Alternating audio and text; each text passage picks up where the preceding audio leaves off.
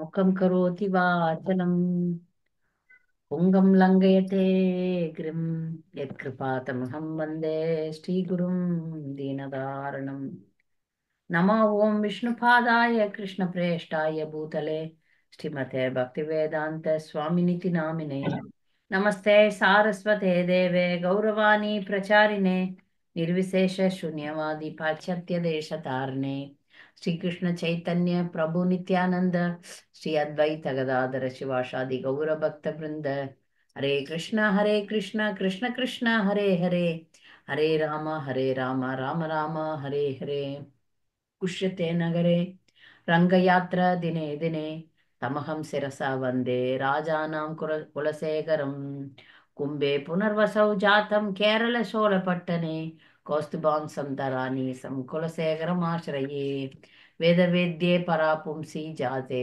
दशरथात्मजे वेदप्राचेतसा चेतसा तासीत् साक्षात् नारायणात्मना அஞ்சனமாமலை பிறவியோன் தரித்தோன் வாழியே அணியரங்கர் மனைத்தூணை உடைந்துய்ந்தோன் வாழியே வஞ்சி நகரன் தன்னில் வாழ வந்தோன் வாழியே மாசித நிற்புணர் பூசம் வந்தித்தான் வாழியே அஞ்சலையன குட பாம்பில் பாம்பிலிரங்கையிலிட்டான் வாழியே அனவர தமி ராமகதை அருளுமவன் வாழியே செஞ்சொல் மொழி நூற்றஞ்சும் செப்பினான் வாழியே சேரலர்கோன் செங்கமலத் திருவடிகள் வாழியே குலசேகர ஆழ்வார் திருவடிகளே சரணம். முகுந்தமாலை ஸ்தோத்திரம் ஸ்லோகம் 38. ஒரு முறை ஸ்லோகம் படிச்சுட்டு பார்க்கலாம். ஆச்சரியம் ஏததி ஆச்சரியம் ஏததி மனுஷ்யலோகே சுதாம் பரித்யஜ விஷம் பிபந்தி நமானி நாராயண கோச்சராணி त्यक्त्वान्यवाचा कुहक படந்தி குஹகா படந்தி. மனித சமுதாயத்தின் மிகப்பெரிய ஆச்சரியம் மக்கள் திருத்த முடியாத அளவுக்கு இருக்கிறார்கள். ஸ்ரீ நாராயண நாமங்கள் என்ற ஜீவாமிர்தத்தை தவிர்த்து அவர்கள் தேவையில்லாத விஷயங்களை பேசுவதால் விஷத்தை குடித்தவர்கள் ஆவார்கள். இப்ப குலசேகர ஆழ்வார் ஒரு பெரிய ஆதங்கத்தை தெரிவிக்கிறார். இந்த உலகத்துல மிகப்பெரிய ஆச்சரியம், இங்க ஆச்சரியம் ஏதத்தி அப்படின்னா உண்மையிலே ஆச்சரியமான விஷயம் என்ன தெரியுமா? உலகத்துல எத்தனையோ ஆச்சரியங்களை பார்க்கிறோம். தாஜ்மஹாலை பார்க்கிறோம், இதை பார்க்கிறோம், அதை பார்க்கிறோம், ஒரு குருவியை பார்க்கிறோம், ஒரு பறவையை பார்க்கிறோம், ஒரு செடியை பார்க்கிறோம். இதெல்லாம் ஆச்சரியமா பார்த்துட்டு இருக்கிறோம் நம்ம. ஆனா உண்மையான ஆச்சரியம் எது தெரியுமா? உண்மையான ஆச்சரியம் மக்கள் திருத்தவே முடியாத அளவுக்கு இருக்கிறாங்க. நாராயண நாமானி நாராயண கோச்சராணி, நாராயணன்ற நாமத்தை விட்டுட்டு ஜீவாமிர்தத்தை விட்டுட்டு, அது ஜீவ அமிர்தம், நமக்கு உயிராக இருக்கக்கூடியது. அதை குடிச்சாதான் நம்ம ஒழுங்கா இருக்க முடியும். அதை விட்டுட்டு அவர்கள் தேவையில்லாத விஷயங்களை பேசுவதால் விஷத்தை குடித்தவர்கள் ஆவார்கள். தேவையில்லாத விஷயங்களை அவங்க பேசுறாங்க. அதனால விஷத்தை, இதுதான் உலகத்துல ஆச்சரியமான விஷயம். உலகத்துல ஆச்சரியமான விஷயம் என்னன்னா, நமக்கு எல்லாமே தெரியும், ஆனால் தெரிஞ்சே விஷத்தை குடிக்கிறது. பக்தி வினோத் டாக்கூர் சொல்றாரு, தெரிஞ்ச ஜானியா சூனியா விஷம் விஷ பிபந்தி ஏதோ சொல்வார். தெரிஞ்சே நான் விஷத்தை குடிக்கிறேன் அப்படின்னு சொல்வார். இதுதான் இந்த உலகத்தினுடைய ஆச்சரியம். மக்கள் நல்லா அடி வாங்குவாங்க. இப்போ ஒரு அடிக்கடி சிறைச்சாலைக்கு செல்ற ஒரு சிறை கைதியை பார்த்தோம்னா, சிறைச்சாலைக்கு போகும்போது கொஞ்சம் கஷ்டப்படுவான், அப்புறம் வெளியே திரும்பி அதே மாதிரி இருப்பான். இந்த மாதிரி நிறைய மக்களை நம்ம பார்க்குறோம். இந்த ஒரு பிரச்சனையில இருந்து மட்டும் என்ன தீர்த்து வச்சிருவான்னு சொல்லுவாங்க. அது ஒரு பிரச்சனையை தீர்ந்தவொடனே திரும்பியும் அதே மாதிரி ஆயிடுவாங்க. நான் முழுசா பகவானுக்கு என்னை அர்ப்பணிக்கிறேன்னு சொல்லுவாங்க. ஆனா அவங்க திரும்பியும் அதே மாதிரி பழைய மாதிரியே இருப்பாங்க.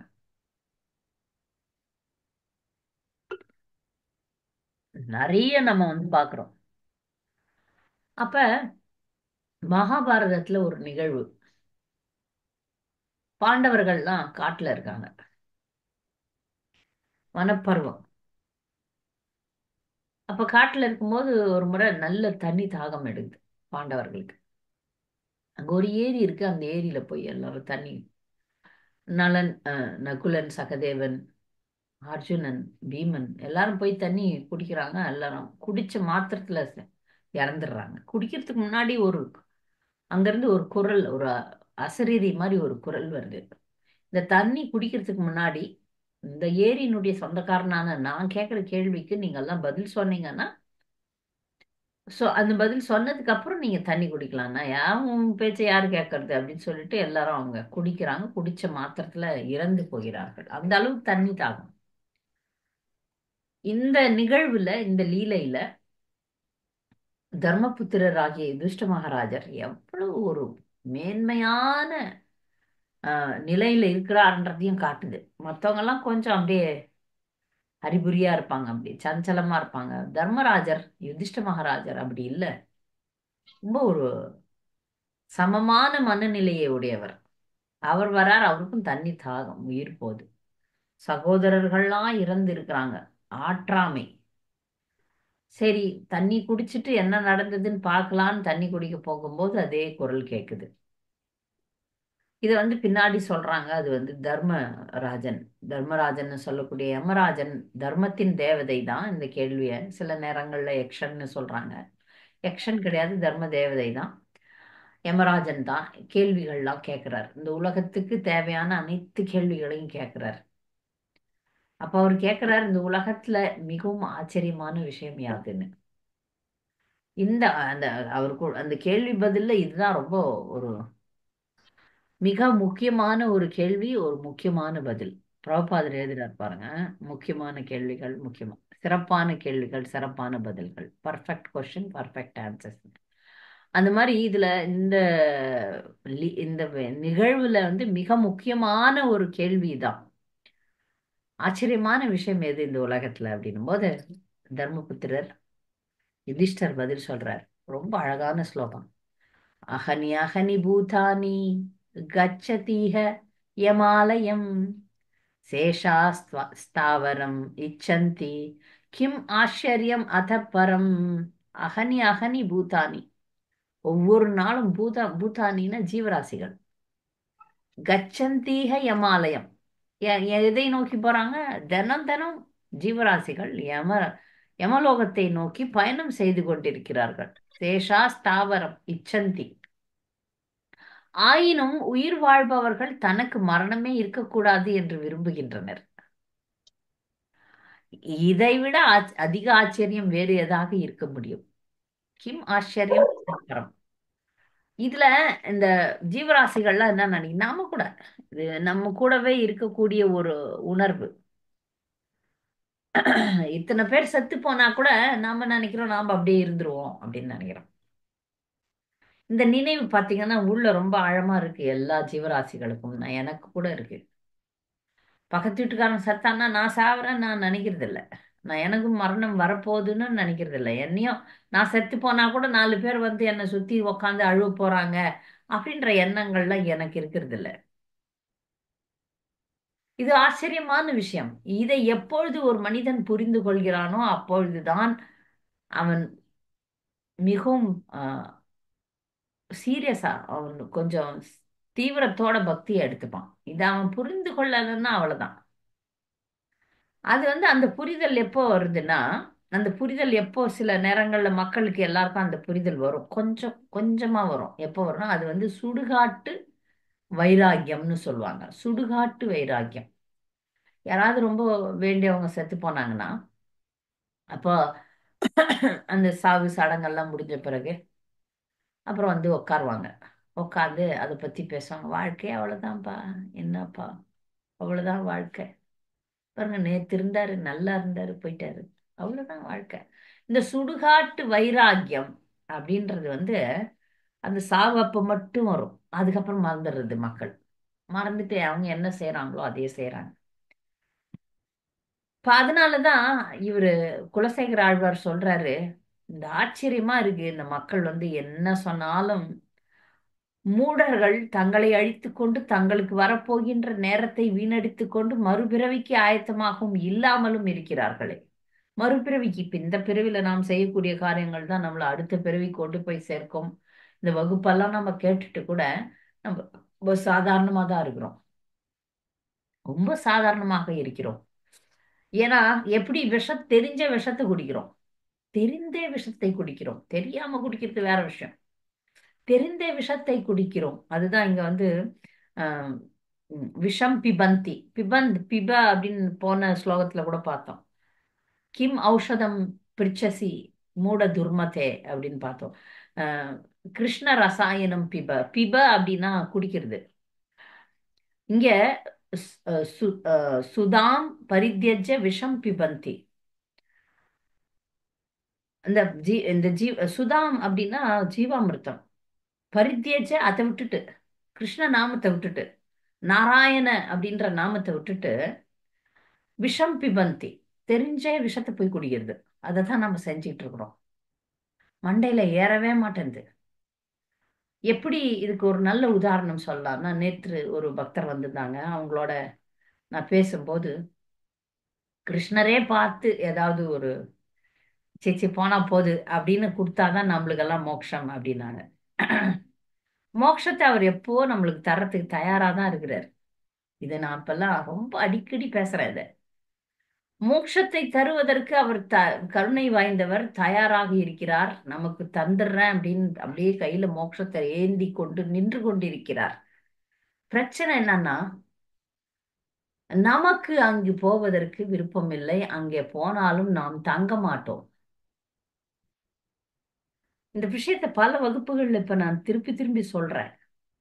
பகவான் மிகவும் கருணை வாய்ந்தவர். நம்மை எதிர்பார்த்து கொண்டிருக்கிறார். வாங்க வாங்கன்னு சொல்றாரு. இங்க பள்ளருக்கு போகாதீங்க விழுந்துருவீங்கன்னு சொல்றார். ப- பௌதிக உலகத்தில் இருக்காதீர்கள்னு சொல்றார். நமக்கெல்லாம் அந்த சுடுகாட்டு வைராக்கியம் வர மாதிரி வகுப்புல இருக்கும்போது மட்டும் அது புரியுது. அதுக்கப்புறம் அது புரியாமல் போய் விடுகிறது. நீங்க கேட்கும்போது நான் பேசும்போது அவ்வளவுதான். உங்களுக்கு எனக்கும் வித்தியாசம். தயவுசெய்து என்னை பெருசா நினைச்சிடாதீங்க. நான் பேசுகிறேன், நீங்கள் கேட்கிறீர்கள். இந்த இந்த க்ஷணத்துல மட்டும் அந்த வைராகியம் இருக்கிறது. ஓ, இந்த வகுப்பு முடிச்ச உடனே 64 மாலைகள் செய்வேன்னு துடிப்பேன். அப்புறம் எங்க போகணும் என்ன ஆகணும் தெரியாது. வேண்டாத விஷயங்களை குடித்து கொண்டிருக்கிறோம் பல ஜென்மங்களாக அடி வாங்கியும் அறிவு இல்லாமல் இருக்கிறோம். அந்த நிலை தான். இது ஆச்சரியமா இருக்கு. ஆச்சரியமான விஷயமாக இருக்கிறது. புரிந்தும் நாம் புரிந்து கொள்ளவில்லை. செயல்படுத்தணும். புரிந்து நாம் செயல்படுத்தாமல் இருந்தோம்னா அப்படிதான். இதுக்கு ஒரு நல்ல உதாரணத்தை பெரியவர்கள் சொல்றாங்க. அந்த பன்றி இருக்கு பாருங்க, பன்றி. அது நம்ம வெளிநாட்டு பன்றிகளை சொல்லல. வெளிநாட்டு பன்றிகள்லாம் நல்லா அழகா அவங்க எல்லாம் நல்ல வீடெல்லாம் கட்டி கொடுத்து அதுங்களுக்கு கேரட்டு போட்டு அதுங்களை வந்து நல்லா வச்சுப்பாங்களோ என்னவோ. அது ஏன்னா அவங்க வெட்டி வெட்டி சாப்பிடணும், அதனால அந்த பன்றிகள் வேற மாதிரி இருக்கும். நம்ம ஊர் பன்றிகள்லாம் சாக்கடையில பார்த்தீங்கன்னா அவ்வளவு ஒரு அருவருப்பு வரும் உங்களுக்கு, இல்லையா? நம்ம பார்த்துருக்குறோம் இல்லையா, நிறைய இடங்கள்ல. அதுக்கு அந்த அதனுடைய தோற்றமே நமக்கு வந்து அருவருப்பை தரக்கூடிய தோற்றமாக இருக்கும். அந்த பன்றிக்கு மிகவும் பிடித்த விஷயம் வந்து மலம்தான். ஒரு பிறவியில் இந்திரனாக இருந்த ஒரு ஜீவன் அது செய்த தவறான காரியங்களுக்காக அடுத்த பிறவியில பன்றி ஜீவன் அது தன் குட்டிகளோட சேர்ந்து மலத்தை உண்டு உண்டு உண்ணும் போது தேவர்கள்லாம் வந்து சொல்றாங்களாம், வா, நீ அங்க இருக்க வேண்டியவன், இங்க வந்துட்டியப்பா. நான் வரமாட்டேன். என்னுடைய குழந்தைகள், என்னுடைய ராஜ்யம் இருக்கிறது. என்னுடைய ராஜ்யம் இது. எனக்கு எவ்வளவு குழந்தை, இந்த குழந்தைங்களுக்கெல்லாம் நான் மலம் கொடுக்க வேண்டும். இந்த குழந்தைகளை நான் பராமரிக்க வேண்டும் அப்படின்னு பேசுது. அதே மாதிரி தான் நாமளும் இருக்கிறோம். கிருஷ்ணர் வந்து ஆச்சாரியர்களை அனுப்புறாரு. புத்தகம் குரு சாது சாஸ்திரத்தை கையில கொடுக்குறாரு. வந்துருங்களேன், படிங்களேன், சரியாயிடுங்களேன் அப்படின்னு. இல்லை, இந்த பௌதிக உலகம் என்னும் மலத்தை தின்று கொண்டு நான் இங்கேயே இருக்க விரும்புகிறேன். அதனால தானே அது மாதிரியே வரம் கேட்கிறோம். யசம் தேஹி, தனம் தேஹி, புத்திரம் தேஹி, அதெல்லாம் கேட்கிறோம். இங்கேயே என்ன சிக்க வைக்கிற மாதிரி வரங்களையே கேட்கிறோம் நம்ம. ஏன்னா இதனால இது ஆயிடுச்சுன்னா நல்லா இருக்கும். எல்லாருமே நானே நானே என்னை தான் சொல்லிக் கொள்கிறேன். தெரிந்தே விஷத்தை குடிக்கிறோம். இந்த விஷத்தை குடிக்க கூடாது, அமிர்தத்தை குடிக்க வேண்டும். நாராயணனின் நாமத்தை எடுக்க வேண்டும். அதை விட்டுட்டு நானே எனக்கு ஆச்சரியமா இருக்கு. நான் எப்படி இவ்வளோ லெசன்ஸ் கேட்டோம், இவ்வளோ படிச்சு இத்தனை வருடங்கள் அஹ், இஸ்கான்ல இருந்தும் நான் முன்னேற்றம் அடையாமல் இருக்கிறேனே, காரணம் என்ன? தெரிந்தே விஷத்தை குடிக்கிறேனே, காரணம் என்ன? எவ்வளவு தாழ்ந்த நிலையில் நான் இருந்து கொண்டிருக்கிறேனே, காரணம் என்ன? இந்த பௌதிகம் என் கண்களை இவ்வளவு அழுத்தமா மூடி வச்சிருக்கு. அதனால இவ்வளவு விஷயங்கள் எனக்கு புனித நாமத்தை பற்றி கேட்டும் என்னால முன்னேற முடியாமல் இருக்கிறது என்பது துர்தெய்வம், அதிர்ஷ்டமான ஒரு நிலை. அப்ப பிரபுபாதர் போன்ற ஆச்சாரியர்கள்லாம் உலகத்துக்கு எல்லாருக்கும் நாம உச்சாடனம் கொடுத்தார். பிரபுபாதர் உலகத்துல இருந்த காலகட்டத்துல ஒரு ஒரு பேராசிரியர், ஜே.எஃப். ஸ்டால் அப்படின்னு ஒரு பேராசிரியர். அந்த பேராசிரியர் இந்த நாம உச்சாடனத்தை, சாண்டிங் த ஹோலி நேம், அதை குறை சொல்றார். இது நான் நீங்க பைத்தியக்காரனுங்க மாதிரி சும்மா ஹரே கிருஷ்ணா ஹரே கிருஷ்ணான்னு சொல்லிட்டு இருக்கிறீங்க, இது உங்களுக்கெல்லாம் நாக்கு வறண்டு போகலையா, ஏன் இதை செய்றீங்க அப்படின்னு சொல்லிட்டு அதை ஒரு பகிரங்கமா செய்தித்தாள்ல எழுதியிருக்கிறார். எவ்வளவு கொழுப்பு பாருங்க. அப்ப அதற்கு பிரபுபாதர் பதில் கொடுக்கிறார். இது சாதாரணமான விஷயம் இல்ல. இது முழுமுதற் கடவுள் கிருஷ்ணர் நம்மை இந்த கலியுகத்துல யுக தர்மமாக கொடுத்தது. யுக தர்மமாக பகவான் நமக்கு கொடுத்த விஷயத்தை தான் நாங்க செய்றோம் அப்படின்னு பிரபுபாதர் எழுதுனதுக்கு அவர் உடனே, நான் பகவத்கீதை படிச்சுட்டேனே, அந்த பகவத்கீதையில எங்கேயுமே சொல்லலையே, எங்கேயும் போட்டிருலையே, எங்க போட்டிருக்கு பகவத்கீதையில, எங்க போட்டிருக்கு சாண்டிங் பண்ணுங்கன்னு. நிறைய முட்டாள்கள் அதை கேக்குறாங்க. பகவத்கீதையில கர்ம யோகம், ஞான யோகம், அஷ்டாங்க யோகம் அதெல்லாம் இருக்கு, சரணாகதி இருக்கு, எங்க போட்டிருக்கு நாமத்தை சொல்ல சொல்லி அப்படின்னு அவன் முட்டாள் கேட்கறான். பிரபுபாதர் சொல்றாரு, நீ சரியா படிக்கல பகவத்கீதைய. 9வது அத்தியாயத்துல 14வது ஸ்லோகத்துல சததம் கீர்த்தயந்தோ மாம் யதந்தஸ்ச திருட்டவிரதாக நமஸ்யந்தஸ்ச மாம் பக்தியா நித்யயுக்தா உபாசதே. சததம் கீர்த்தயந்தோ மாம்,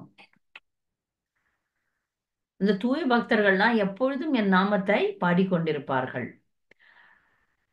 எதந்தஷ்ட திருட்ட விருத்த, திருட்டா அப்படின்னா ரொம்ப தீவிரமான முயற்சி எடுப்பாங்க. தீவிரமான முயற்சி எடுத்து எனக்கு நமஸ்காரம் பண்ணுவாங்க. நமஸ்யந்தஸ்ய மாம் பக்தையா, இந்த பக்தர்கள் என்ன மிக ஆழமான பக்தியுடன் வழிபட்டு கொண்டிருப்பார்கள். சத்ததம் கீர்த்தயந்தோமாம், இந்த ஒரு வார்த்தை போதும். பகவத்கீதையின் பல முக்கியமான ஸ்லோகங்கள்ல இதுவும் ஒரு ஸ்லோகம். அப்போ கிருஷ்ணர் என்ன சொல்றாருன்னா, என்னுடைய பக்தர்கள் என்னை எப்படி வழிபடுவார்கள்னு சொல்றார். எப்படி வழிவார்கள்? எப்பொழுதும் கீர்த்தனை செய்வார்கள்.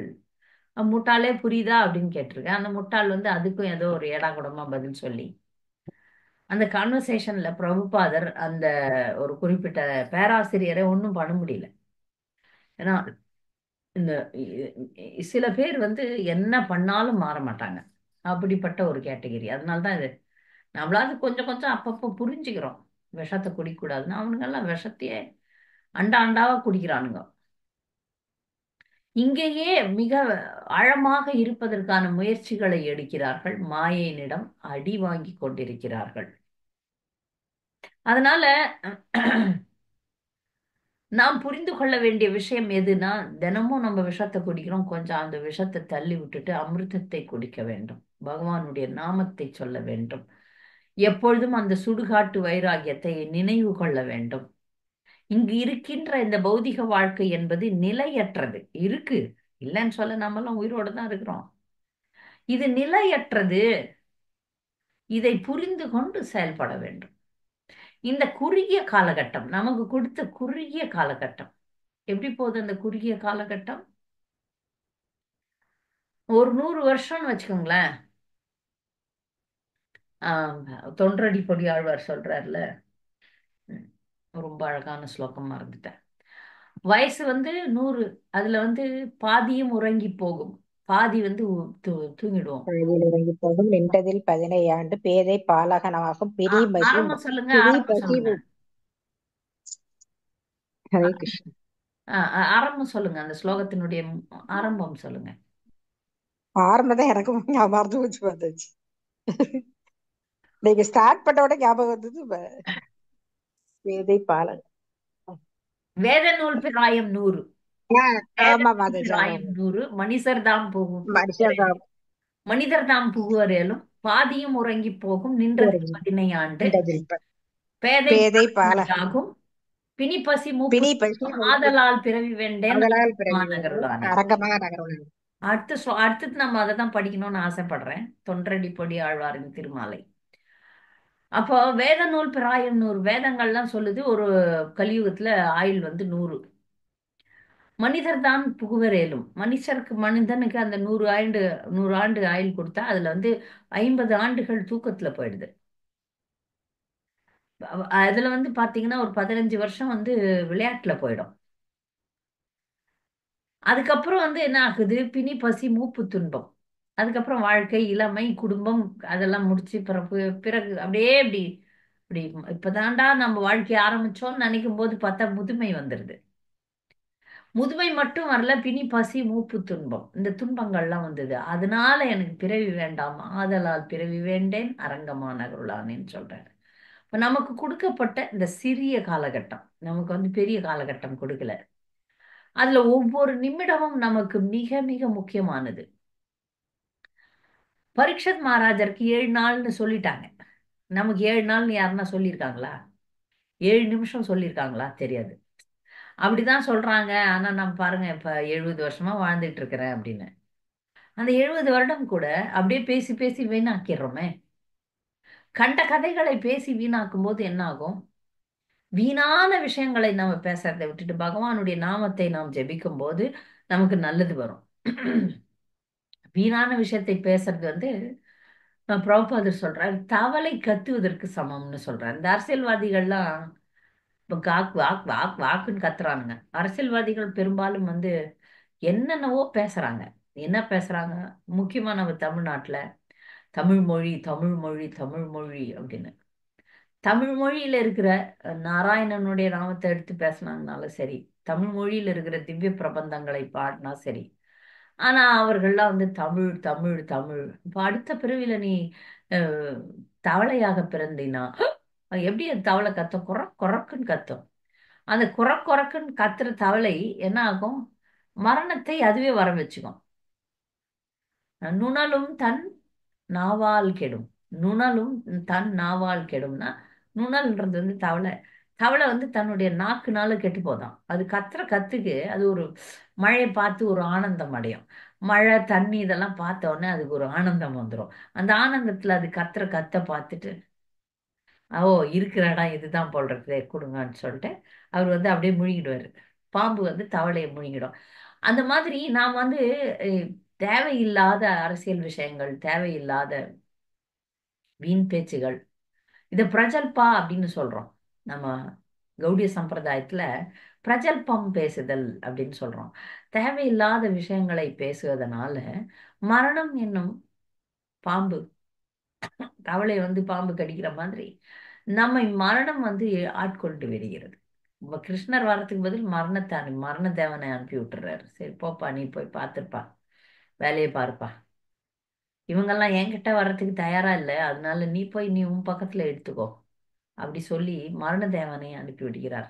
இதை புரிந்த பிறகு நாம் மிகவும் மிகவும் மிகவும் இந்த வாழ்க்கையில கவனமா இருக்கணும். இந்த வாழ்க்கை என்பது நமக்கு வந்து அஹ், மிக பொக்கிஷமாக தரப்பட்டிருக்கிறது. இன்னைக்கு தான் யோசனை பண்ணேன். இந்த பிறவி குருடர்கள்லாம் பார்த்தீங்கன்னா, ஒரு உலகம் முழுக்க பல விதமான பிரச்சனைகள் இருக்குது. கால் இல்லாதவங்க, கை இல்லாதவங்க, கண் இல்லாதவங்க, காது இல்லாதவங்க, அப்படி பல பல விஷயங்கள்ல வந்து ஒன்றும் இந்த உடல் ரீதியா பிரச்சனை உள்ளவங்க எல்லாம் கொஞ்சம் யோசனை பண்ணி பார்த்தேன். இன்னைக்கு இந்த கண்களை பகவான் கொடுத்திருக்கிறார். இப்போ என்ன ஆச்சுன்னா, நமக்கு இந்த மொபைல் போனை பார்த்து பார்த்து பார்த்து கண்களும் வந்து கெட்டு போய் கொண்டிருக்கிறது. அவனை கண்ட கண்கள் மற்றொன்றை காணாவேன்னு நம்ம பாசுரம்லாம் பாடிடுறோம். ஆனாலும் மொபைல் போன் நம்மை வந்து ஆட்கொண்டு விடுகிறது இல்லையா? மொபைல் ஃபோன் நம்மை ஆட்கொண்டு விட்டு, ஏன்னா அது ஒரு வாழ்க்கையில எல்லாத்துக்குமே காய்கறி வாங்குறதுல இருந்து பணம் டிரான்ஸ்ஃபர் பண்றதுல இருந்து பக்கத்து வீட்டுக்காரங்கள நீங்க இருக்கிறீங்களா இல்லையான்னு கேட்கறதுல இருந்து எல்லா விஷயத்துக்கும் மொபைல் மொபைல் மொபைல்னு நம்ம கண்கள் வந்து அதுலயே போதே அப்படின்னு சொல்லி ஒரு ஒரு எண்ணம். இன்னொரு எண்ணம், இந்த கண்கள் இல்லாவிடில் எப்படி இருந்திருக்கும் வாழ்க்கை. பகவானே எனக்கு வந்து எல்லா இந்திரியங்களையும் சரியாக தந்திருக்கிறாய் நன்றி அப்படின்னு சொல்லிட்டு மற்ற ஜீவராசிகள்லாம் இப்ப கண் இல்லாத ஜீவராசிகள்லாம் பார்த்தா எப்படி இருக்கும்? கொஞ்சம் சனம் நம்ம யோசனை பண்ணி பார்த்தோம்னா இந்த இந்த அந்த ஒரு மற்ற ஜீவராசிக்கு வரக்கூடிய துன்பம் நமக்கு வராதுன்னு சொல்லவே முடியாது. சொல்லவே முடியாது. அது நமக்கு வரும், வரலாம். அதனால நம்மை நல்லா வச்சிருக்கிறார்ல, அதுக்கு நன்றி கடனாகவாது அவருடைய நாமத்தை நாம் சொல்ல வேண்டும். நமக்கு எல்லாமே நல்லா கொடுத்திருக்கிறார் பகவான். என்கிட்ட நிறைய பேர் கவுன்சிலிங்க்கு வருவாங்க. கவுன்சிலிங் தெரியும்ல, மனப்பிரச்சனைகளுக்கு தீர்வு. அது எப்படியோ வந்து அதே அந்த படிப்பு படிச்சதுனாலயோ என்னவோ மக்கள்லாம் வந்து வந்து வந்து என்கிட்ட பேசுவாங்க. இந்த பிரச்சனை அந்த பிரச்சனைன்ட்டு. அப்போ நான் முதல்ல அவங்களுடைய வாழ்க்கைய ஆராய்ந்து பார்ப்பேன். பெரும்பான்மையான மக்களுடைய வாழ்க்கை நல்லா தான் இருக்கு. பெரும்பான்மையான மக்கள், உங்க வாழ்க்கை நல்லா இருக்கே, உங்களுக்கு எல்லாமே இருக்கே, ஒப்பிட்டு காட்டிடுவேன் நான். இது பாருங்க, அங்க பாருங்க, அங்க பாருங்க, அங்க பாருங்க, அங்க பாருங்க. அந்த மாதிரி வாழ்க்கை இருந்தா என்ன ஆயிருப்பீங்க நீங்க? யோசனை பண்ணி பாருங்க. நம்மள பகவான் நல்லா வச்சிருக்கிறார். பக்தி ஒழுங்கா பண்ணுங்க போங்க. நல்லா வச்சிருக்காரு. தேவையான விஷயங்களை கொடுத்திருக்கிறார். கண்களை கொடுத்திருக்கிறார், காதுகளை. இதெல்லாம் இல்லாத மக்கள்லாம் கொஞ்சம் போய் பாருங்க. நாம் ஏன் இன்னும் வைராகியத்தை கொண்டு வரவில்லை? வைராகியத்தை வளர்த்து கொள்ள வேண்டும். இந்த அடுத்த பிறவிக்கு யோசனையே பண்ணக்கூடாது. அடுத்த பிறவி, ஏன்னா வாங்கின அடி அவ்வளோ இருக்கு. அடி வாங்கியிருக்கீங்களா? இப்ப எல்லாரையும் நான் 43 பேர் இருக்கிறீங்க. வாழ்க்கையில் அடி வாங்கி இருக்கிறீர்களா? நான் இல்ல, நான் நல்லா இருக்கேன் அப்படின்னு யாராவது சொல்ல முடியுமா? இந்த ஆங்கிலத்துல how are you? I am fine அப்படின்னு போலியா சொல்றாங்க பாருங்க. எப்படி இருக்கீங்க? நாங்க நல்லா இருக்கிறோம். எனக்கு என்ன குறைச்சல்? நல்லா இருக்கிறோம். ஆனா உண்மையில தமிழ் பழமொழி மாதிரி ஒய்யார கொண்டையா உள்ள பார்த்தா இரும்பெருமா இல்லையா? நாம வந்து நம்ம வாங்கின அடிய மறந்துட்டோம்னா இங்கேயே சிக்கி தவிப்போம். பன்றிகள் மாதிரி மலமே போதும் அப்படின்னு வாழ்வோம். இல்லை, கிருஷ்ணர்னுடைய நாம அமிர்தத்தை பருகி பருகி பருகி பருகி மீனாகிய நாம் தண்ணீரில் விழுவோம். ஆன்மீக உலகத்திற்கு போவோம். நாமெல்லாம் மீன். மீன் எங்க இருக்கணும்? தண்ணியில இருக்கணும். ஆனா நாம எங்க இருக்கிறோம்? பாலைவனத்துல இருக்கிறோம். துடித்து கொண்டிருக்கிறோம். உயிரும் போக மாட்டேங்குது. துடித்து கொண்டிருக்கிறோம். அந்த துடிப்பை ஆன்மீக துடிப்பாக மாற்றி பகவானுடைய ஆன்மீக உலகத்தை நோக்கி பயணிக்க வேண்டும். அதுதான் நம்முடைய இயல்பு. அதை வந்து புரிந்து கொள்ள வேண்டும். சோ நம்ம வந்து இந்த வாழ்க்கை நமக்கெல்லாம் பொதுவாக பொதுவாக அனைவருக்கும் நல்லதான் வச்சிருக்காரு பகவான். அதனால அதை பயன்படுத்தி கொள்வோமாக. யாருக்காவது கண் இல்லைன்னு யாராவது சொல்ல முடியுமா? இங்க இந்த வகுப்புல எல்லாருக்கும் கண் இருக்கு, எல்லாருக்கும் காது இருக்கு, எல்லாருக்கும் அடிப்படை வசதிகள் இருக்கிறது. அடிப்படை வசதி கூட இல்ல மாதாஜின்னு யாரும் சொல்ல முடியாது. அடிப்படை வசதிகள் இருக்கு. தேவையான விஷயங்களை பகவான் நமக்கு தந்திருக்கிறார். முதல்ல காலையில எழுந்து பகவானே நன்றி, அந்த அறிவோட நம்ம வந்து பக்தி தொண்டை செய்ய வேண்டும். சரியா? அடுத்த ஸ்லோகத்துக்கு போலாம். இதுவும் ஒரு அழகான ஸ்லோகம். என்ன குலசேகர ஆழ்வார் பக்கத்துக்கு பக்கம் விளாசி தள்ளி இருக்கிறார். அவ்வளோ அழகா, ஐயோ, எவ்வளவு ஒரு ஆனந்தமான விஷயங்கள், எவ்வளோ பொக்கிஷங்களை அள்ளி கொடுத்திருக்கிறார். கண்டிப்பாக அவர் வந்து பகவானால சக்தி ஊட்டப்பட்டவர். அதனால சில நேரங்கள்ல வந்து குலசேகரன் பெருமான் அப்படின்னு சொல்றாங்க. குலசேகர பெருமான் அப்படின்னும் சொல்றாங்க குலசேகர ஆழ்வாரை. கண்டிப்பாக அவர் பகவானால் சக்தியூட்டப்பட்டவர். இல்லை என்றால் இந்த அமிர்தங்கள் நமக்கு கிடைத்திருக்காது. இப்ப அடுத்தது 39வது ஸ்லோகம். त्यजन्तु बान्धवा सर्वे निन्दन्तु गुरवो जनाः तदापि परमानन्दो கோவிந்தோ மம ஜீவனம். என்னுடைய உறவினர்கள் என்னை கைவிடட்டும், என்னுடைய மேலோர் என்னை கண்டனம் செய்யட்டும். ஆயினும் பிரம்மானந்தமான கோவிந்தர் என்னுடைய ஆன்மாவாகவும் உயிர் மூச்சாகவும் இருக்கிறார். இது வேற ஒரு கோணம், அது வேற ஒரு கோணம். எல்லாம் இருந்தோம், நம்ம பக்தி பண்ணாம இருக்கிறோம், விஷத்தை தெரிந்தே குடிக்கிறோம்ன்ற ஒரு ஒரு பாடல். இது பக்தனுடைய நிலை. குலசேகர ஆழ்வார், இப்ப பக்தர்கள் நாமெல்லாம் பக்திக்கு ஆரம்பிச்சப்பவே இந்த கண்டனங்கள்லாம் வந்திருக்கும். நம்மை முட்டாளாக, பக்தி வந்துட்டாலே அதுங்க லூசுங்க அப்படின்ற பேச்செல்லாம் நம்ம கேட்டிருப்போம். என்ன சும்மா அது ஒரு பைய ஒரு கையில வச்சுக்கினேன் வேலை செய்யாம, வேலை செய்து விட்டு கூட நம்ம ஜெபம் பண்ணோம்னாலும் இந்த கிரிட்டிசிசம்ஸ்லாம் வந்திருக்கும். இந்த மக்கள்லாம் பேசுவாங்க, இதுங்களுக்கு வேற வேலை இல்லை, இதுங்களுக்கு வேற வேலை இல்லை. ஆனா அவர்கள் தான் வேறு வேலை இல்லாமல் உண்ணுதல் உறங்குதல் இனப்பெருக்கம் செய்தல்ன்ற காரியத்துல அவங்க ஈடுபட்டு இருக்கிறாங்க. நாம் வந்து மிக முக்கியமான ஜீவனுக்கு மிக முக்கியமான காரியத்துல நம்ம ஈடுபட்டு இருந்த போதிலும் நம்ம வந்து இந்த உலகம் வந்து குறை கூறும். அந்த குறை கூறும் உலகத்தை பற்றி நான் கவலைப்படவில்லைன்னு சொல்றார். இதே ஆழ்வார் மெய்யில் வாழ்க்கையை மெய்யென கொள்ளும் இவ்வையன் தன்னோடு கூடுவதில்லை யான்னு பாடுறார். ரொம்ப அருமையான பாசுரம் அது. மெய்யில்லாத வாழ்க்கைய மெய், உண்மையில்லாத வாழ்க்கையை உண்மைன்னு நினைச்சு வாழ்றாங்க பாருங்க அபக்தர்கள், அவங்களோட நான் சேர மாட்டேன் அப்படின்னு சொல்றாரு. நாம அதுதான் அசத் சங்கத்தையாக ஓ வைஷ்ணவ தாக்கூர். நம்ம வைஷ்ணவர்கள் ஆன உடனே அசத் சங்கத்தை விட்டாக வேண்டும். உடனே கேள்விகள் நிறைய வரும். எங்க குடும்பத்துல எல்லாருமே அபக்தர்கள் தானே, எப்படி விடுறது? குடும்பம் மொத்தமே அபக்தர்கள், எப்படி விடுறது மாதாஜி? விடுவது என்பது உடல் அளவில் இல்ல, மனதளவில். தாமரை வந்து தாமரை எப்படி தண்ணீர்ல வாழுதோ அந்த மாதிரி வாழணும். மனதளவில் நாம் வந்து அபக்தர்களோடு இணையக்கூடாது, ஆழமாக அவர்களோடு பந்தத்திலே இருக்கக்கூடாது, மனதளவில் நம்ம ஒட்டவே கூடாது. இங்க அப்படிப்பட்ட உறவினர்கள், நம்மளை சுத்தி இருக்கிற உறவினர்கள்லாம் நம்மள வந்து கைவிடட்டும். சின்ன வயசுல இதுக்கு என்னுடைய வாழ்க்கையை நான் நிறைய உதாரணமா தரலாம்.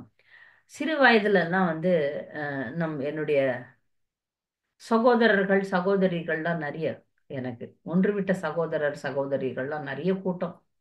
இப்பெல்லாம் அப்படிலாம் இல்லை. இப்பெல்லாம் இருக்கிறதே ஒரு குழந்தை, அந்த குழந்தைக்கு அண்ணன் தம்பி அக்கா தங்கச்சி சொந்தம் பந்தம், இந்த குடும்ப பந்தங்கள்லாம் இப்ப கலியுகத்துல குறைஞ்சிட்டு போகுது. நம்ம முக்கியமா நம்முடைய இந்தியாலயும் அந்த மாதிரி இல்லை அப்படின்ட்டு ஒரு வாட்ஸ்அப்ல ஒரு வீடியோ வந்துருந்துச்சு.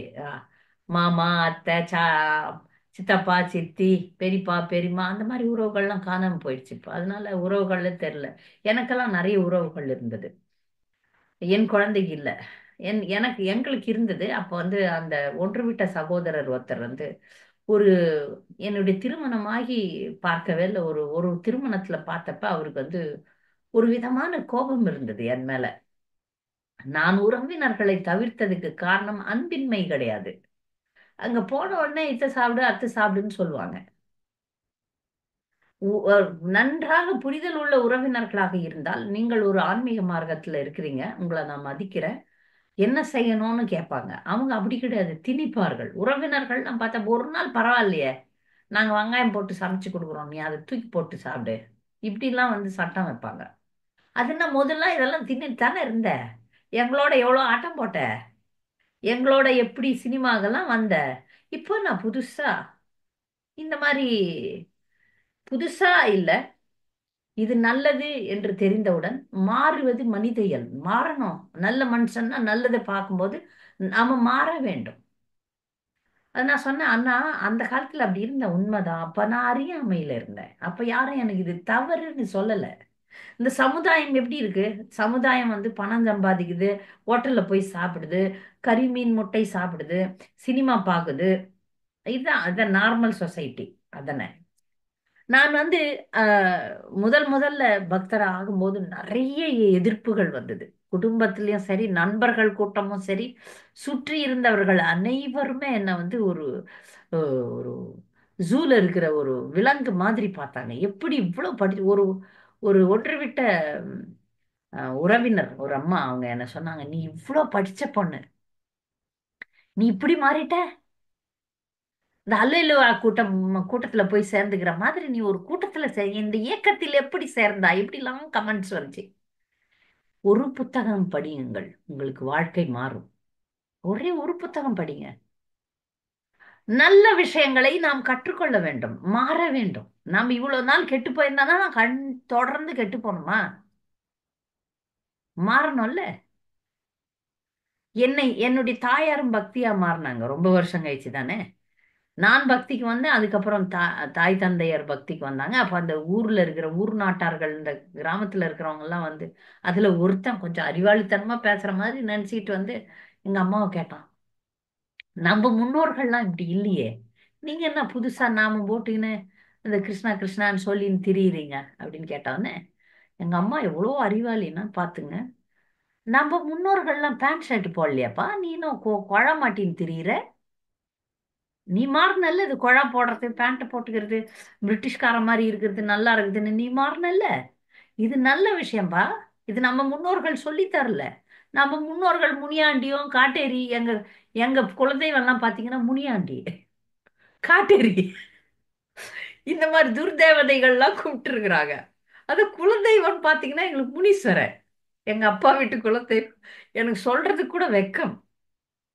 ஏன்னா அந்த நம்ம பார்க்குறோம், பகவத்கீதையில பார்க்குறோம், அதெல்லாம் ரஜோகுணம் தமோ குணத்தில் இருக்கக்கூடிய வழிபாடுகள்.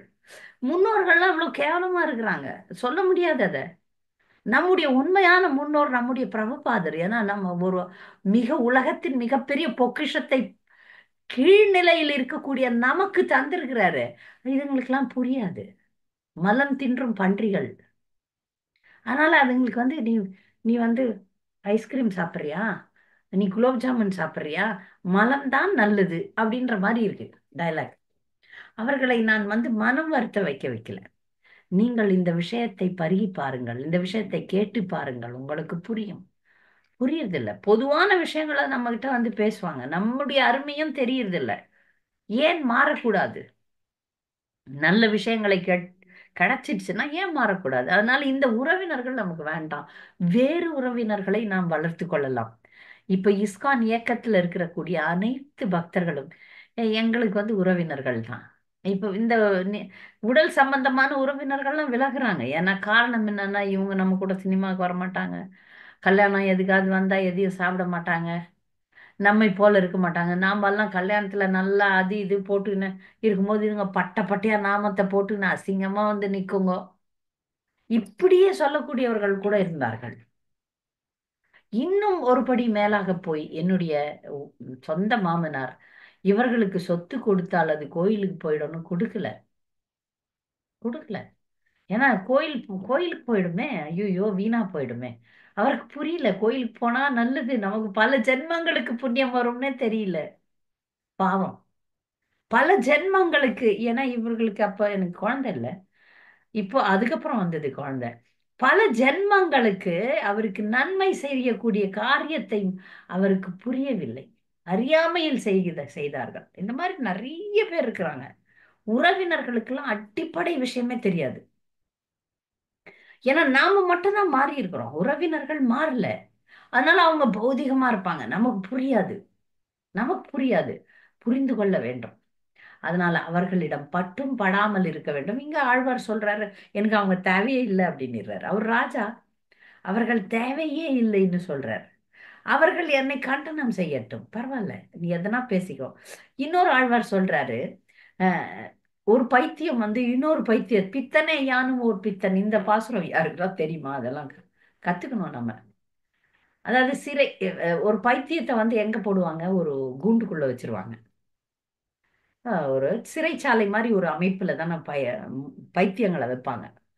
மனபா மனநோயால் பாதிக்கப்பட்டவர்களை ஒரு சிறைச்சாலை மாதிரி ஒரு அமைப்புல வச்சிருவாங்க. அப்ப அந்த பைத்தியம் என்ன நினைக்குது, நீங்கெல்லாம் பைத்தியம் ஆயிட்டீங்க, அதனால தான் உங்களை சிறையில வச்சுட்டாங்கன்னு அந்த பைத்தியம் சொல்லுங்க. ஏன்னா நடுவுல கம்பி இருக்கும். அந்த பைத்தியம் நான் செய்து நான் சுதந்திரமானவன், நீங்கள்லாம் சிறைப்பட்டு இருக்கிறீர்கள் அப்படின்னு அந்த பைத்தியம் நினைக்கும். ஆனா உண்மையாக விடுதலை பெற்றவர்கள் நினைப்பாங்க, நீங்கள் தான் சிறைப்பட்டிருக்கிறீர்கள், நாங்கள் விடுதலை அடைந்தோம் அப்படின்னு. அப்ப ரெண்டு ரெண்டு பேர்ல யாரோ ஒருத்தர் கண்டிப்பா சரியா இருக்கணும். பக்தர்களாகிய நாம சரியான பாதையில் போய் கொண்டிருக்கிறோம். அபக்தர்கள் நினைச்சுக்கிறாங்க நாம சரியான பாதையில் இல்லை, நமக்கு ஏதோ மூளையில பிரச்சனை வந்துடுச்சு.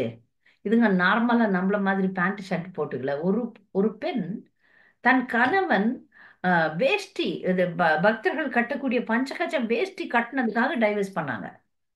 எவ்வளவு ஒரு கொடூரமான விஷயம் பாருங்க. தன் வாழ்க்கையை அவள் இழக்கிறாள்ன்றது கூட அறிவில்லாம அவள் இழந்தாள்.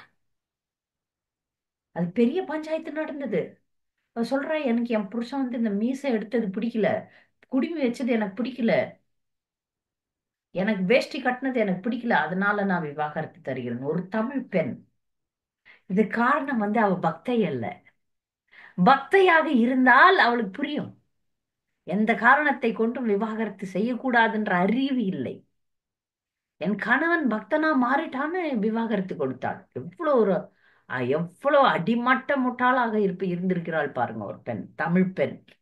அதனால இந்த கலாச்சாரமோ இந்த சமுதாயமோ நல்ல அறிவை அந்த பெண்ணுக்கு கொடுக்கவே இல்லை. பிரபுபாதர் நல்ல அறிவை பெண்களுக்கு கொடுக்கிறார். எந்த காலகட்டத்திலையும் கணவனை பிரியக்கூடாது, அது தர்மப்படி நியாயம் கிடையாது, அதனால உனக்கு வந்து அங்க கடவுள் ராஜ்யத்தில் உனக்கு இடம் கிடைக்காது, அதனால ஒழுங்கா இரு அப்படின்னு சொல்றார் பிரபுபாதர். சோ இந்த அபக்தர்கள் நம்மை கண்டனம் செய்யட்டும், நம்மை விட்டு பிரியட்டும், ஆனால் எனக்கு கோவிந்தன் தான் ஜீவனம். இது நம்முடைய ஆழ்ந்த உள் உள் கருத்தாக இருக்க வேண்டும். சில பேருக்கு வந்து குடும்பத்துல மத்தவங்க யாரும் பக்தர்கள் இல்லைன்னா மனதளவில் விலகி நில்லுங்கள். ஆனா இப்போ ஒரு இளம் பெண் இருக்கிறான்னு வச்சுக்கோங்களேன். ஒரு இளம் பெண், அவளுடைய பெற்றோர்கள் பக்தர்கள் இல்லை, அவளுடைய குடும்பத்தினர் கணவனோ கணவனை சார்ந்தவர்களோ பக்தர்கள் இல்லை அப்படின்ற பட்சத்துல அங்க வந்து கொடி தூக்க கூடாது, சண்டை போடக்கூடாது. அடிப்படை ஸ்திரீ தர்மம் இருக்கு, அதை கடைபிடித்து கொண்டு உள்ள மனதின் ஆழ்ந்த நிலையில நீங்கள் பக்தர்களாக இருக்க வேண்டும். இது பெண்களுக்கு. ஆண்களுக்கும் சரி, சில ஆண்களும் சரி அபக்தர் குடும்பத்துல மாட்டிக்குவாங்க. அவர் மட்டுமே பக்தரா இருப்பார். நான் பார்த்திருக்கேன். அந்த பக்தரை மனைவி வந்து நான் வந்து மாமிசம் சாப்பிட வேண்டும் அப்படின்வாங்க. அது நான் பார்த்திருக்கேன். ஒரு கணவன் வந்து பக்தர், அவர் வந்து வேலைக்கு போற நேரத்துல மனைவி என்ன பண்ணுவாங்க, அவர் எதிர்க்க நடிச்சிருவாங்க. அப்படி நடிப்பாங்க பக்தர் மாதிரி. அவர் அப்படிக்கா போன உடனே போய் கறிக்கடையில போய் கறி மீன் எல்லாம் வாங்கின்னு வந்து சமைச்சு சாப்பிட்டுட்டு எல்லாத்தையும் கழுவி மொழி வச்சிருவாங்க. சாயங்காலம் அவர் வரும்போது வாங்க வாங்கன்னு இந்த மாதிரி செய்யக்கூடிய பெண்களையும் நான் பார்த்திருக்கிறேன். நான் பார்த்திருக்கிறேன். அப்ப பக்தர்களாகியவர்கள் என்ன பண்ணணும்னா, ஆழ்ந்த நிலையில நீங்கள் என்னை விளக்கினாலும் பரவாயில்ல, எனக்கு கிருஷ்ணர் ரொம்ப முக்கியம். இந்த குடும்பம் என்பது, ஏன்னா கிருஷ்ணரே சொல்லி இருக்கிறாரு, அதனால நீங்கெல்லாம் குடும்பத்துல தான் இருக்கணும், குடும்பத்தை விட்டு பிரியக்கூடாது, அட்ஜஸ்ட் பண்ணிக்கணும். திருநாதப்பி சுனிச்சேன தரோரப்பி சகிஷ்ணுனா அமானின மானதேன கீர்த்தனிய சதாரி. நான் பக்தன்ற மரியாதையே யாரும் எனக்கு தரலன்னா கூட பரவாயில்ல, ஆனா நான் பக்தனா இருக்கணும். எனக்கு மரியாதை பொன் பொருள் ஆசை இதெல்லாம் கிடையாது. எனக்கு பக்தனா இருக்க வேண்டிய ஆசை எனக்கு இருக்கிறது. அதனால இந்த உலகம் என்னை ஏசட்டும் தூட்டட்டும் எதனா பண்ணட்டும், அதை பற்றி நான் கவலைப்படல. நான் கிருஷ்ணர் முன்னாடி நான் எப்படி இருக்கிறேன், ஏன்னா கிருஷ்ணர் எப்பொழுதும் என்னை பார்த்து கொண்டிருக்கிறார். அதனால எப்பொழுதும் திலகம் அணிவேன், எப்பொழுதும் அவருடைய நாமத்தை சொல்வேன், எப்பொழுதும் அவருடைய பிரசாதத்தையே சாப்பிடுவேன் அப்படின்ற உறுதியை பக்தர்களை எடுத்துக்கணும். உலகம் எப்படின்னா இருக்கட்டும், உலகம் எப்படியாவது போட்டோம், அந்த உலகத்தை பற்றி எனக்கு கவலை இல்லை, ஏன்னா அந்த உலகம் என்பது நிரந்தரம் இல்லாதது. அதை பற்றி நான் ஏன் கவலைப்படணும்? நிறைய மக்களுக்கு வந்து வெளியே நாம போனோம்னா, சில பக்தர்கள்லாம் இப்போ மாயாப்பூருக்கு வராங்க, அவங்கெல்லாம் வந்து மாயாப்பூர்ல மட்டுமே அந்த பக்தர்கள் மாதிரி இருப்பாங்க. இங்க இருந்து மாயாப்பூர்ல இருந்து கிளம்புறதுக்கு கார்ல ஏறி உட்காருவாங்க பாருங்க, அவங்க அவங்க வந்து எல்லாத்தையும் மாத்திருவாங்க. மாத்திருவாங்க. ஏன்? சரி, வேலைக்கு போகும் பக்தர்கள் ஓகே, அவங்க வந்து அந்த யூனிஃபார்ம் போட்டுக்கணும், அந்த என்ன ஆடை குடிக்கிறார்களோ அதை போட்டுக்கணும்னு சொல்லலாம். ஆனால் பயணிக்கும் போதோ, நாம் நம்முடைய சொந்த அலுவலகங்கள்ல இருக்கும்போது கூட நிறைய பேர் வந்து அவங்க வந்து உடனே மற்றவர்கள் என்ன நினைப்பாங்க, ஏர்போர்ட்ல என்ன என்ன நினைப்பாங்க அப்படின்னு ஒரு பயம் இருக்கு. எந்த நாடுகள்ல பிரச்சனை இல்லையோ, இப்ப இந்தியால எல்லாம் பிரச்சனையே கிடையாது. சவுதி இந்த போன்ற இந்த அரபு நாடுகளில் தவிர மற்ற நாடுகள்ல எல்லாம் எங்கேயும் பிரச்சனை கிடையாது. நீங்களா இருக்கலாம், நீங்க பக்தர்களா இருக்கலாம், ஆனாலும் மாற்றிக்கொள்கிறார்கள். ஏன் இன்னொரு மிகப்பெரிய பிரச்சனை, ஏன் இதுக்கு முக்கியத்துவம் தரீங்க? என்ன துணி போட்டா என்ன இருக்கு, ஏன் இதுக்கு முக்கியத்துவம் தரீங்கன்னா, நாம் எப்படி இருக்கிறோமோ அது நம்மை பாதிக்கும். தலை விரிச்சு போட்டு ஒரு பொண்ணு இருந்தாள்னா அவ வந்து தலை விரிச்சு போட்டு அவ ஆட்டம் போடுவா. மீன்ஸ் தலை விரித்திருக்கும் பெண்கள் யாருக்கும் எதற்கும் அடங்க மாட்டாங்க. அதற்கு தான் தலை விரிக்க கூடாதுன்னு சொல்றது. திலகம் போட்டு இருக்கும்போது நாம் எப்போதும் பக்தர் கிருஷ்ணருடைய திருவடி என் நெற்றியில் இருக்கிறது என்ற எண்ணம் எனக்கு இருக்கும். அதனால வெளி தோற்றமும் நமக்கு மிக மிக முக்கியம். அதனால இந்த மனப்பாங்கு, நான் கிருஷ்ணருடைய பக்தன், கிருஷ்ணருடைய பக்தை அப்படின்ற ஒரு மனநிலையை நாம் வளர்த்துக்கும் போது தீவிரமாக பக்தி தொண்டை ஏற்றுக்கொள்வோம். இந்த தீவிரவாதம் நமக்கு வேணும். தீவிரவாதம் இருந்தாதான் நம்ம கிருஷ்ணர்கிட்ட போக முடியும். ரொம்ப அலட்சியமா இருந்தோம்னா புனரப்பி ஜனனம் புனரப்பி மரணம் புனரப்பி ஜனனி ஜடரே சயனம்.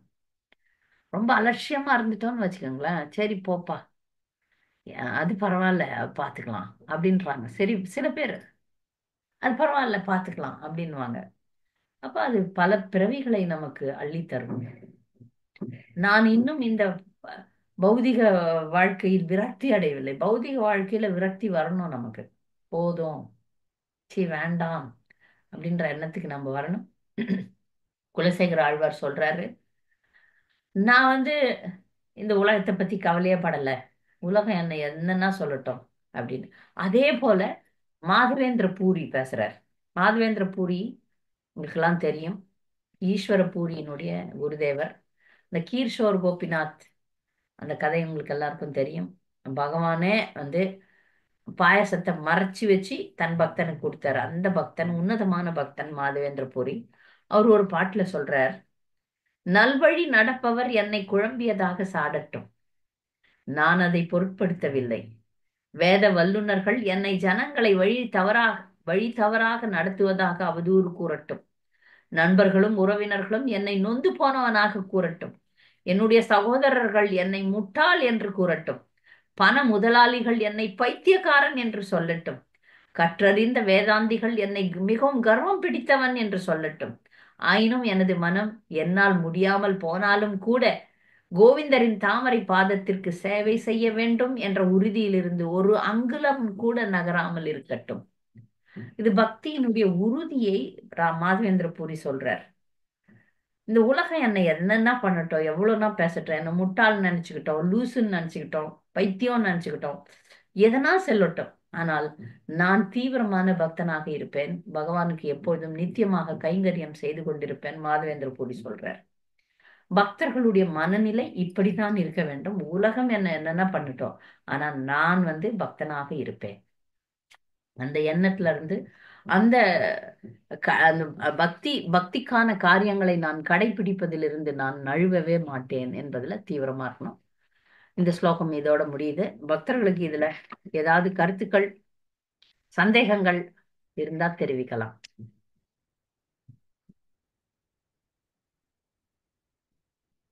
இந்த பாசுரத்துல இது சம்பந்தமா இல்ல பொதுவான கருத்துக்கள், பொதுவான கேள்விகள் கூட பதில் சொல்றேன். ஹரே கிருஷ்ணா மாதாஜி. ம். நான் இந்த இஸ்கான்ல இப்பதானே ஒரு 2008 தான் நான் தீட்சை வாங்கிட்டு வந்தேன். அதுக்கு வந்து எல்லாம் ஆனா நம்ம வந்து வேற எதையும் சாப்பிட மாட்டோம்னு வச்சுக்கோங்களேன். ம். வெங்காயம் பூண்டு கூட நாங்க சாப்பிட மாட்டோம். அந்த மாதிரி இந்த குடும்பத்துலதான் வந்தவ. அதனால அதை பத்தி ஒண்ணுமில்லை. ஆனா அவன் என் பிள்ளை எல்லாம் சொல்லுவான், நீ வந்து இஸ்கான்ல இருக்க இல்லையா, அது என்ன செய்யும், குடும்பத்தையே பிரிக்கத்தான் செய்யும். இஸ்கான் வந்து குடும்பத்தை சேர்க்காது, குடும்பத்தை பிரிக்கும் அப்படின்னு சொல்லுவான். அப்படின்னு சொல்லுவான் அவன். இஸ்கான்ல சேர்ந்தாலே குடும்பம் 2 தான் அப்படின்பா. சரி, அவன் சொல்லிட்டு போறான், நம்ம நம்ம நம்ம என்ன நினைக்கணும், சரி அவனுக்கு தோணினது அவ்வளவுதான், நம்ம என்ன சொன்னாலும் அவளுக்கு காதுல விழாது. நம்ம இதுல இருக்கணுங்கிற ஒரு பிடிவாதம் என் பொண்ணு மாப்பிள்ளை எல்லாம் இருந்ததுனால எனக்கு இதுல ஒரு இது ஈடுபாடு வந்தது. இல்லைன்னா நானும் அதே மாதிரி லெவல்ல போயிட்டு இருப்பேன், அதை தின்னுட்டு இருப்பேன். ஆனா இருக்கும் என்னவோ அது என்னை கொண்டு வெளியில இப்போ 8 வருஷமா 10 வருஷமா என்ன ஒரு வீடை கொண்டு விட்டு வெளியில இங்கேயே கொண்டு வந்து வச்சுட்டாரு வச்சுக்கோங்க. ம். நம்ம தீவிரமான அந்த ஒரு பக்தியில இருந்தோம்னா அவரே நமக்கு ஒரு நல்லதை அப்படி ஒரு பண்ணி கொடுப்பார் அப்படிங்கிறது இதுல வந்து நான் எடுத்துட்ட ஒரு ஒரு சந்தோஷமான விஷயம். நல்லது நல்லது மாதாஜி. இங்க பாருங்க. அதாவது இந்த மாதிரி அபக்த குடும்ப நபர்களை ம், பிரித்தாலும் நமக்கு ஆமா, வந்து நிறைய நிறைய குடும்பத்தினர் வர்றாங்களே. ஆமா. அதுதான் நான் நம்ம இங்க குடும்பம் இருக்கே, இஸ்கான் உண்மைதான். குடும்பம். இஸ்கான் குடும்பம் இருக்கே. இதுல ஆமா, எல்லா உறவுகளும் கிடைக்குது. அண்ணன், தம்பி, அக்கா, தங்கச்சி. ஆமா. இப்ப நாங்க வந்து இப்ப இங்க நாங்க இருக்கிற இடத்துல 69 வீடு இருக்கு. ம், 69 வீட்லயும் பல பக்தர்கள் நாங்க வந்து சொந்தக்காரங்க மாதிரி தான் இருப்போம். ஆமா. அவ்வளவு அந்யோன்யமாக நல்ல உறவுகளாக ம், இப்ப வந்து ஒருத்தருக்கு ஒரு ஆபத்து என்றாலும் நிறைய பக்தர்கள் வந்து நிக்கிறாங்க. ஆமா. அந்த மாதிரி அன்பு பரஸ்பரம் எல்லாம் இருக்கு, இல்லாம இல்ல. ம், நம்ம அங்க ஆமா, தோத்ததை இங்க ஜெயிச்சிடறோம். அதனால இந்த ஆமா. உலகமெங்கும் இங்க மட்டும் இல்ல, உலகமெங்கும் எனக்கு சொந்தக்கார். எனக்கு வந்து அனைத்து இடங்களிலும் பெரும்பான்மையான ம், எங்கெல்லாம் இஸ்கான் இஸ்கான் சம்பந்த பல ம். இடங்கள்ல எனக்கு வந்து உறவினர்கள் இருக்கிறார்கள், பக்த அந்த உறவினர்கள். சூழ்நிலையை நமக்கு அவர் கொடுக்குறார். சரி, நீ இதை விட்டுடு, உனக்கு நான் இந்த சூழ்நிலையை கொடுக்குறேன், நீ இது என்னையே நினைக்கிறதுக்கு உனக்கு ஒரு மாதாஜி இங்க சூழ்நிலை. ஒரு பொண்ணு இல்ல மாதாஜி, நானும் தானே பொண்ணு. எவ்வளவு பொண்ணு நீங்களும் எனக்கு பயன் இல்ல. குடும்பம், நம்ம எவ்வளவு பேர். குடும்பமே சொல்லிட்டேன். நம்ம இஸ்கான் குடும்பமே நம்மளுக்கு எல்லாமே பொண்ணும் இந்த மாதிரி நல்லது. இப்ப நம்ம கேக்குறோம் வச்சுக்கோங்களேன், இதுக்கு கொண்டு வந்து விடுறது யாரு? அவரோட ஒரு இது. நீங்க எல்லாம் இந்த மாதிரி சொல்றத கேக்குறது அதுதானே நம்மளுக்கு. நம்ம எங்கடா 10:30 மணி ஆக போறது, கிளாஸுக்கு வருவோம், நல்லது கேட்போம் அப்படிங்கிற ஒரு தோற்றம் இருக்கு இல்லையா நம்மளுக்கு. அதெல்லாம் அவரோட இது. ஹம், நம்ம அதனால நமக்கு நான் உறவுகள் இல்லைன்னு, சேகர உறவுகள் நிறைய. சங்கம், இன்னும் நம்ம ஆன்மீக சங்கம். உலகத்துல போனோம்னா நிறைய ஆ, உண்மையான உறவுகளும் வரப்போகுது மாதாஜி. ஹரே அதனால கிருஷ்ண தான் மாதாஜி. நாம் இந்த நான் வாழ்க்கையில இருந்து விலக வேண்டும். ஏன்னா ம், ஆன்மீக ம், உலகத்துல நமக்கு பக்தர்கள் எல்லாம் காத்துக்கிட்டு இருக்கிறாங்க. ம், ம், யசோதா மாதாஜி இருக்கிறாங்க, நந்த மகாராஜர் இருக்கிறாரு, வசுதேவர் இருக்கிறாரு, தேவகி இருக்கிறாங்க, கருடாழ்வார் இருக்கிறாங்க, அப்படி கோபிகள் இருக்கிறாங்க, நம்முடைய குரு பரம்பரையெல்லாம் இருக்கிறாங்க. ஒரு புத்தகம் என்னுடைய குருதேவர் எழுதினார். அந்த புத்தகத்துல வந்து ரசிகானந்தர்னு, நான் சமீபத்துல கூட அவரை பத்தி ஒரு வகுப்பு கொடுத்தேன், சின்னதா கொடுத்தேன். அந்த ரசிகானந்தர் புத்தகத்துல நிறைய பக்தர்களுடைய வர்ணனை வருது. அதுல ம், அந்த அந்த ஆசிரியர், அந்த புத்தகத்தை எழுதின ஆசிரியர் சொல்றார், தயவு ம், செய்து இந்த ரசிகானந்தர் சம்பந்தப்பட்ட பக்தர்கள் பேரெல்லாம் நீங்க வந்து அப்படியே தள்ளிட்டு படிக்காதீங்க. எல்லா பக்தர்களும் நினைவு இல்லைனாலும் பரவாயில்ல, அந்த பக்தர்களுடைய பேரெல்லாம் சொல்லி சொல்லி சொல்லி சொல்லி படிங்கன்னு சொல்றாரு. ம், ஏன்னா அவங்க எல்லாம் ஆன்மீக உலகத்துல இருக்கிறாங்க. நாம அங்க அவங்களோட இங்கேயே நம்ம சம்பந்தத்தை ஏற்படுத்திக்கணும்னா அங்க போயிட்டு நமக்கு வந்து வசதியா இருக்கும். அதனால மறக்காதீங்க, யாரையும் மறந்து போனாலும் பரவாயில்ல, படிங்க. அந்த ம், சைத்தன்ய சரிதாமிர்தத்திலயும் அப்படிதான் வருது. சைத்தன்ய சரிதாமிர்தத்துல பாத்தீங்கன்னா ஆயிரக்கணக்கான பக்தர்களை எழுதுறாரு பிரபுபாதர். ம், பிரபுபாதர் ஆயிரக்கணக்கான பக்தர்களை எழுதுறாரு. நமக்கு ஒருத்தர் கூட ஞாபகம் வர மாட்டேங்குது. யாரையும் ஞாபகம் வர மாட்டேங்குது. ஆனாலும் நம்ம படிக்கணும்னு சொல்றாங்க ஆச்சாரியர்கள். ஏன்னா நம்முடைய உண்மையான உறவுகள் அவங்கதான். ஆனா அங்கதானே ம். நம்ம போக போறோம். இதுக்கு வந்து ஆமா. ஒரு உதாரணத்தை சொன்னார் ஒரு பக்தர். உதாரணம், நல்ல ஒரு அழகான உதாரணம். இப்ப எல்லாருக்கும் புரியக்கூடிய ஒரு உதாரணம். ஒரு குடும்பம், இப்ப எல்லாம் நடக்குது தானே. ஒரு குடும்பம் வெளிநாடு போய் செட்டில் ஆயிடுச்சு. எடுத்துக்கங்களேன், உங்க பொண்ணை எடுத்துங்க, வெளிநாட்டுல செட்டில் ஆயிட்டாங்க. அமெரிக்கா, ஆஸ்திரேலியா அந்த மாதிரி போய் அங்கேயே அதுதான் பிடிச்சிருக்கு அவங்களுக்கு. அங்க போய் செட்டில் ஆயிடுறாங்க. அவர்கள் இந்தியா வரும்போது ஒரு கல்யாணத்துக்கு வராங்கன்னு வச்சுக்கலாமே, ஒரு திருமணத்திற்கு வருகிறார்கள். அப்ப அந்த குழந்தை பிறந்த நாள்ல இருந்து வெளிநாட்டிலே பிறந்துச்சு, வெளிநாட்டிலே வளருது. அப்ப அந்த ஆமா. குழந்தையை தாய் வந்து இந்தியாவுக்கு அழைத்து வராள். அவ வரும்போது அந்த திருமணத்துல எல்லா உறவினர்களும் வந்திருக்காங்க. அப்ப ம், அந்த திருமண நிகழ்வுல அந்த தாய் அந்த குழந்தைக்கு, இது உன்னுடைய அத்தை, இது உன்னுடைய மாமா, ம், இது உன்னுடைய சித்தப்பா, இது உன்னுடைய சித்தி, இது உன்னுடைய பெரியப்பா, இது பெரியப்பா பெரியம்மா அப்படின்னு சொல்லிட்டு எல்லா உறவுகளையும், ஒன்று விட்ட சகோதரன், ஒன்று விட்ட சகோதரி, அப்படின்னு நிறைய ஆயிரக்கணக்கான உறவினர்கள் எல்லாரையும் காட்டி காட்டி கொடுக்குறா தாய் குழந்தைக்கு. அது ம், போல நாம் நாட்டை விட்டு நம்முடைய நாடு விட்டு நாடு வந்து விட்டோம். ம், நமக்கு நம்முடைய தாயாகிய நம்முடைய வழிகாட்டியான பிரபுபாதர் நமக்கு அனைத்து உறவுகளையும் சொல்றார். ம், மாதவேந்திர பூரி, ஈஸ்வர பூரி, கதாதர் பண்டிட், நருத்தம் தாஸ் தாக்கூர், ஸ்ரீவாஸ் தாக்கூர் அப்படி சொல்லிட்டு பக்தர்களையா காட்டுறார். இவர்களோட தான் நம்ம வந்து அங்க போய் உறவு வச்சுட்டு போறோம். அதனால இவங்கெல்லாம் மறக்க கூடாது நம்ம. நம்ம ம். எத்தனையோ உறவுகள்லாம் வச்சிருக்கோம் இந்த இந்த பிறவியில, எத்தனையோ பிறவியில. ஆமா. அதெல்லாம் இந்த பௌதிகத்துல இருக்கிறது.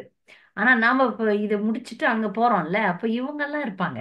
அதனால ம். இவர்களை எல்லாம் நாம் கண்டு கொள்ள வேண்டும். இவர் ஞாபகப்படுத்தி. நாம் வந்து நினைவில் கொள்ள வேண்டும். முடிந்த வரைக்கும். ம். அதனால நம்முடைய தேங்க்யூ பொருட்கள் மாதாஜி. எல்லாம் கிடைக்குது ஆன்மீக உலகத்துல. இந்த கிளாஸ் எல்லாம் ரொம்ப சூப்பரா இருக்கு. நம்மளுக்கு நினைவுல வச்சுக்கிற மாதிரி இந்த அடிக்கடி இந்த கிளாஸ் நடக்கிறதுனால நம்மளுக்கு இங்க இருந்து நம்மளுக்கு துர்சங்கம் சத்சங்கம் இல்லாட்டாலும் துர்சங்கத்துல போகாதேங்கிற மாதிரி அந்த துர்சங்கத்தை விட்டு நம்மள கொண்டு விலக்கி நம்ம சத்சங்கத்துல சேர்க்கிறதுனால நம்ம ரொம்ப நன்னா இருக்க மாட்டேன். ஹரே ஹரே கிருஷ்ணா. கிருஷ்ண. சாரதா மாதாஜி. சாரதா. ஹரே கிருஷ்ண மாதாஜி. சொல்லுங்க. நான் கொரோனால இருக்கும்போது மாதாஜி 13 நாள் ஜிஹெச்ல அட்மிட் ஆயிருக்கும்போது சொந்த பந்தம் வந்து யாரும் எட்டி பார்க்கல. சொந்த பந்தம் வந்து செய்யல. நம்ம கோவில் உள்ள பக்தர்கள் டிவோட்டிகள் எனக்கு 3 மாசம் பிரசாதம் கொண்டு வந்து கொடுத்தாங்க மாதாஜி வீட்டுல. ஓ. எவ்வளவு பெரிய கிரேட்மா இருப்பாங்க. வெங்காயம் பூண்டு சேர்க்க மாட்டாங்க மாதாஜி. எப்படி சாப்பிடுவாங்க? எங்க பொண்ணு கூட சமைச்சு கொடுக்குற பொண்ணு இருக்கா பக்கத்துல 10 நிமிஷம் அவங்க வண்டியில. அவ சாப்பாடு கூட வேண்டாம்னு சொல்லி டிவோட்டிங்க 3 மாசம் எனக்கு பிரசாதம் கொண்டு வந்து கொடுத்தாங்க மாதாஜி வீட்டுல. ஃப்ரூட்ஸ் வாங்கிட்டு வந்து கொடுத்தாங்க, காய்கறி வாங்கிட்டு வந்து கொடுத்தாங்க. சமைக்க முடியல, ரொம்ப மோசமா இருக்கிறீங்கன்னு சொல்லி அவங்களே சமைச்சு கொடுத்தாங்க. அப்புறம் அகிலா மாதாஜி குழம்பு வச்சு கொடுப்பாங்க, நான் ரைஸ் மட்டும் வச்சுக்குவேன். அந்த மாதிரி டிவோட் ரொம்ப ஹெல்ப் பண்ணாங்க மாதாஜி. எனக்கு கடவுள் ஒரு கிரேஷோட நான் உழைச்சு வெளியே வந்தேன் மாதாஜி. உண்மையான உறவுகளோட நீங்க வாழறீங்க மாதாஜி. ஆமா உண்மையான மாதாஜி. உறவுகளோட வாழறீங்க. நன்றி. யசோதா மாதாஜி. ஹரே கிருஷ்ண மாதாஜி. ரொம்ப மனசு நெகிழ மாதிரி சொல்லிட்டீங்க மாதாஜி. நம்ம சொந்த பந்தங்கள் எல்லாம் மேல் உலகத்துல ஆன்மீக உலகத்துல இருக்கிறாங்க. பிரபாதம் நம்மளுக்கு அதெல்லாம் காத்துட்டு இருக்கிறாங்க. நம்ம இதுகள் எல்லாம் நம்ம அபசங்கத்தை விட்டு நம்மளுக்கு பகவத் சங்கத்துல நம்ம ஆன்மீக சகோதரர்களோட நம்ம பத்தி உறவு வச்சுக்கோணும் அப்படிங்கறத எல்லாம் சொல்லும்போது ரொம்ப மனசு நெகிழ்ந்துருச்சு மாதாஜி. ரொம்ப ரொம்ப இன்னைக்கு கிளாஸ் ரொம்ப சூப்பர் நல்லா இருந்துச்சு மாதாஜி. எல்லாத்தையுமே நினைவில் வைக்கிற மாதிரி நீங்க கிளாஸ் விட்டாலும் அடுத்த வாரம் வரைக்கும் இந்த அசைவு போடுறதுக்கான அவ்வளவு வார்த்தைகள் அவ்வளவு விவரங்கள் எல்லாம் இருக்குது மாதாஜி. ஹரே கிருஷ்ணா. ரொம்ப நன்றி. ரொம்ப சந்தோஷம் மாதாஜி. ரொம்ப ரொம்ப சந்தோஷம். ஹரே கிருஷ்ணா. ஹரே கிருஷ்ணா. ஹரே கிருஷ்ண மாதாஜி. சரி சரி. ஓகே. பக்தர்களுக்கு வேற ஏதாவது விஷயங்கள் தேவையா சொல்றேன். ஹரே கிருஷ்ண மாதாஜி. மிக்க நன்றி மாதாஜி. உங்க கதை சொன்னது கேட்டது ரொம்ப சந்தோஷமா இருக்கு. நன்றி. நன்றி. அடுத்த வாரம் நம்ம வந்து பாகவதம் வகுப்புல சனிக்கிழமை சந்திக்கலாம். இந்தி தெரிஞ்சவங்கலாம் இன்னைக்கு சாயங்காலம் ஒரு இந்தி வகுப்பு இருக்கிறது, அதுல நீங்க சேர்ந்து கொள்ளலாம். வாஞ்சா கல்பதருபஸ்ய கிருபா சிந்து கிருபா சிந்து பையா பையாவன பாவனைக்கு வைஷ்ணவ நமோ நமः. நன்றி. நன்றி கிருஷ்ணா.